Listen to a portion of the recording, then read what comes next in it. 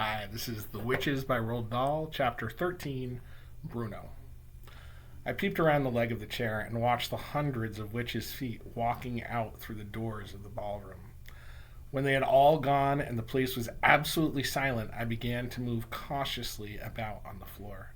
Suddenly, I remembered Bruno. He must surely be around here somewhere, too. Bruno! I called out. I wasn't seriously expecting that I would be able to speak at all now that I had become a mouse.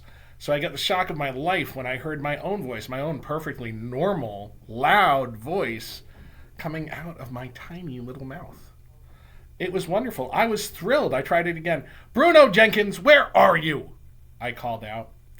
If you can hear me, give a shout. My voice was exactly the same and just as loud as it had been when I was a boy. Hey there, Bruno Jenkins, I called. Where are you? There was no answer. I puttered about between the seat legs, trying to get used to being so close to the ground. I decided I rather liked it. You are probably wondering why I wasn't depressed at all. I found myself thinking, what's so wonderful about being a little boy anyway? Why is that necessarily any better than being a mouse? I know that mice get hunted and they sometimes get poisoned or caught in traps, but little boys sometimes get killed too. Little boys can be run over by motor cars, or they can die of some awful illnesses. Little boys have to go to school. Mice don't. Mice don't have to pass exams. Mice don't have to worry about money. Mice, as far as I can see, have only two enemies, humans and cats. My grandmother is a human, but I know for certain that she will always love me, whoever I am. And she never, thank goodness, keeps a cat. When mice grow up, they don't ever have to go to war and fight against other mice. Mice, I felt pretty certain, all like each other. People don't.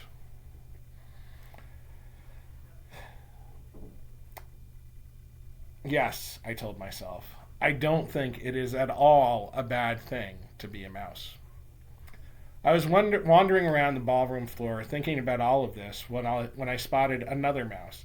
It was crouching on the floor, holding a piece of bread in its front paws and nibbling away at it with great gusto. It had to be Bruno. Hello, Bruno, I said. He glanced up at me for about 2 seconds, then went right on guzzling. What have you found? I asked him. One of them dropped it, he answered. It's a fish paste sandwich. Pretty good. He, too, spoke with a perfectly normal voice.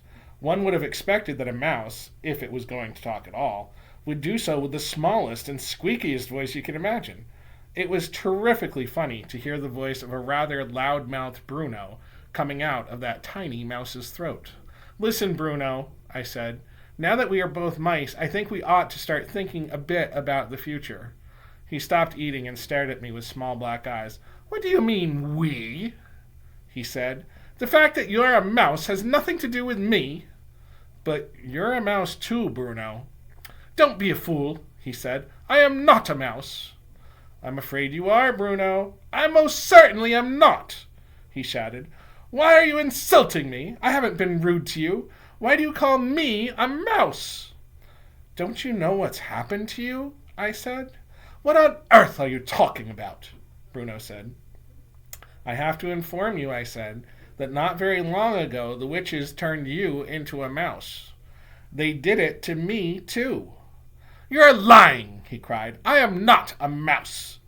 If you hadn't been so busy guzzling that sandwich, I said, you would have noticed your hairy paws. Take a look at them. Bruno looked down at his paws. He jumped. Good grief, he cried. I am a mouse. You wait till my father hears about this. He may think it's an improvement.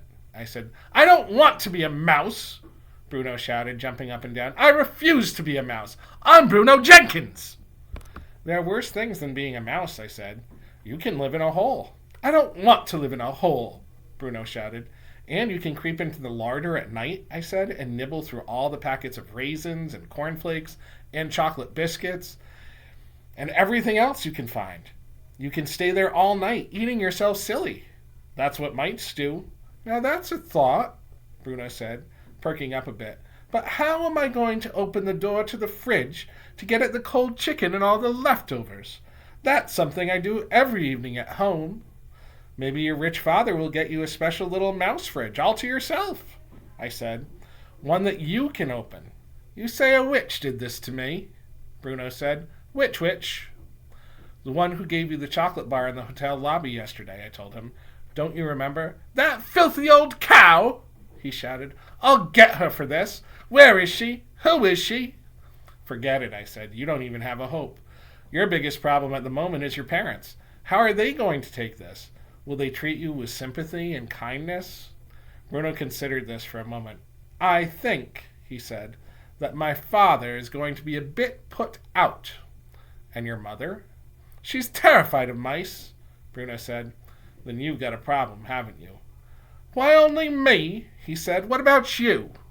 My grandmother will understand perfectly, I said. She knows all about witches. Bruno took another bite of his sandwich. What do you suggest? He said.